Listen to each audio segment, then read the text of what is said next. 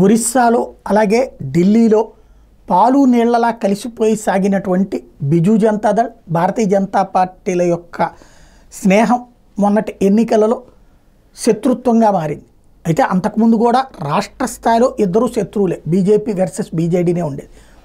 ఆ తర్వాత కాలంలో కేంద్ర అవసరాల రీత్యా స్నేహం మెయింటైన్ చేయడం, ప్రతిదానికి బిల్లులకి మద్దతు ఇస్తూ ఉండటంతో ఆ స్నేహం బాగా కొనసాగింది. అయితే ఎప్పుడైతే లేటెస్ట్గా ఎలక్షన్స్లో బిజు జనతాదళ్కి భారతీయ జనతా పార్టీకి సీట్ల సర్దుబాటులో తేడా వచ్చాక నవీన్ పట్నాయక్ ఎవరైతే బిజు జనతాదళ్ అధినేత ఉన్నారో తను విభేదించడం, ఆ పైన ఎన్నికల్లో భారతీయ జనతా పార్టీ గెలిచి ఆయన కాస్త మాజీ ముఖ్యమంత్రి కావటం, అక్కడ పార్లమెంట్లో రాజ్యసభలో బిజు జనతాదళ్కి ఉన్నటువంటి సీట్లు ఎక్కువగా ఉండటం, అక్కడ ఎలా దెబ్బ కొట్టాలన్నటువంటి కాన్సెప్ట్లో ఒకవైపున బీజేపీ ప్రయత్నిస్తున్నటువంటి వేళ వక్ఫ్ బిల్లు ఏదైతే త్వరలో రాబోయేటటువంటి బిల్లు ఏదైతే ప్రస్తుతం సెలెక్ట్ కమిటీకి వెళ్ళిన బిల్లు ఉందో దాని విషయంలో వ్యతిరేకిస్తాం అని ప్రకటించింది బిజు జనతాదళ్.